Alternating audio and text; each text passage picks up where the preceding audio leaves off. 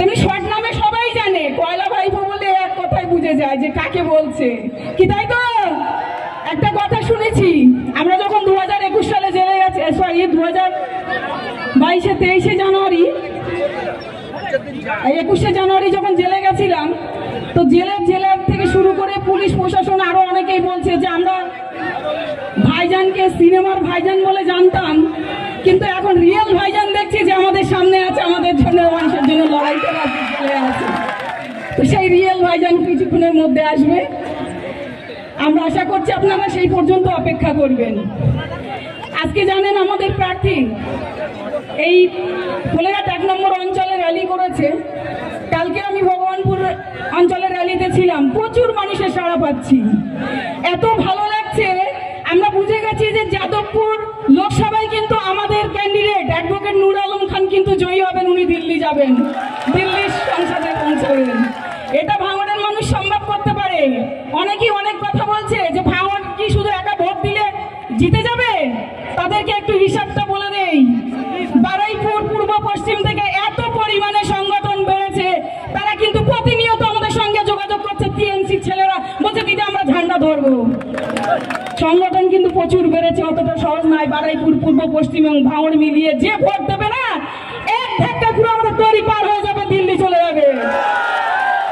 ওরা যতই হেলিপ্যাডে করে আসুক, বড় বড় মঞ্চ কাটাক, আর এমপি থেকে শুরু করে এমএলএ, এমপি, মুখ্যমন্ত্রী যাকেই নিয়ে আসুক না কেন, ভাঙড় উদ্ধার করতে পারবেন, এটা বলে দিলাম। এখান থেকে চ্যালেঞ্জ করে বলে দিচ্ছি, যত পুলিশ প্রশাসন দেবে, যত গুন্ডাগিরি করবে, যতই বোম মারো, যত জেলে ভরো, ভাঙড়ের মানুষ কিন্তু আইএসএফ কে ছাড়বে না। ভাঙড়ের মানুষ সবসময় আইএসএফ এর পাশে থাকবে। মানুষ বুঝে গেছে। এই কয়লা চোরকে এনে কি শিক্ষা দিতে চাইছে, কি বলতে চাইছে যে তোমরা আমরা মতো চুরি করো? কি গো, আজকে কয়লা চোর এসেছিল তো, চাকরি চোর, বালি চোর, পাথর চোর। ওই সোশ্যাল মিডিয়া একটা ছবি খুব ভাইরাল হয়, দেখি আর হাসি পায়। কিছুটা ওই ছবিতে দেখা যায় যে কয়লা, পাথর, বালি, ইট আর কি তোরা দিয়ে ওই কয়লা ভাইপোকে খেতে দেয়। বলে কয়লা ভাইপো কি খায়? বলে না শুধু কয়লা আর পাথর খায়। এই হচ্ছে কয়লা ভাইপো।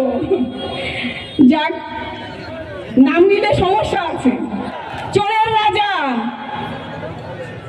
এক রানী আছে ওদিকে, যে ধর্মটাকে নিয়ে ছেলে খেলা করছে। কি বলছে? যে কোরআন, বাইবেল, রামায়ণ, মহাভারত শেষ হয়ে যাবে, কিন্তু দিদির উন্নয়ন শেষ হয়ে যাবে না। আমি বলি দিদি শুনে রাখুন, মানুষের মনে যে আঘাতটা আপনি দিচ্ছেন, ধর্ম নিয়ে যে ছেলে খেলা করছেন, এটা কিন্তু আপনার চরম ভুল হচ্ছে। আমাদের মনে আছে যখন নূপুর শর্মা নবীজিকে নিয়ে অপমান করেছিল, তখন লক্ষ লক্ষ মানুষ কিন্তু বাংলায় জমায়েত করেছিল, তারা প্রতিবাদ করেছিল। আজ সেই মানুষগুলোকে দেখা যায় না কেন?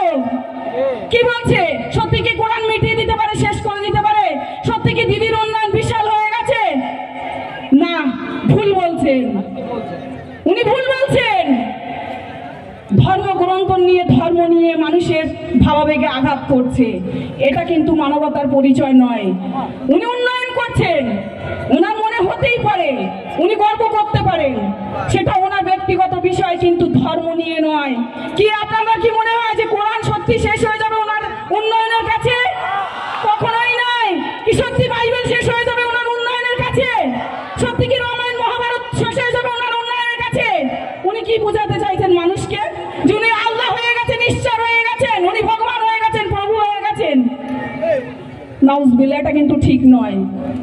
ওনার অহংকার বেড়ে গেছে, আর অহংকার হচ্ছে প্রথম, অহংকার হচ্ছে ধ্বংসের মূল কারণ।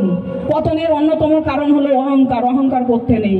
উনি উন্নয়ন করছেন, ওনার গর্ব হতেই পারে, কিন্তু ওইভাবে নয় যে মানুষের ভাবাবেগে আঘাত দিয়ে উনি বারবার এই উন্নয়নের উপমা দেবেন।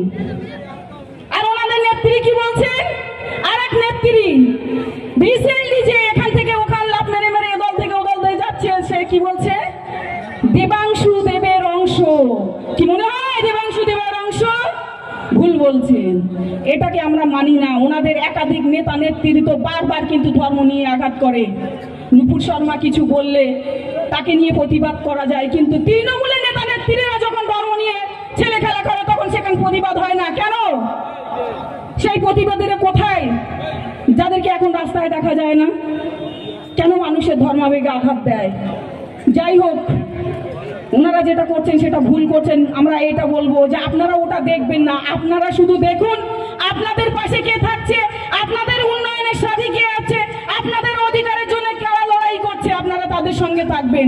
অনেক এনআরসি করে 21 সালের ভোটটা লুট করেছে, কিন্তু এবার আর সেটা হতে দেবেন না। এখন অনেকেই বলছে যে আইএসএফ এসেছে ভোট কাটতে, টিএমসি বিজেপিকে সুবিধা করে দিতে। আমরা আপনাদের কাছে একটা কথা বলতে চাই, 2019 সালে যখন এমপি ভোট হয়েছিল তখন কি আইএসএফ এর জন্ম হয়েছিল? তাহলে কোথা থেকে সেই 18টা সিট পেয়েছিল? কেন পেল? এর জবাবটা কে দেবে?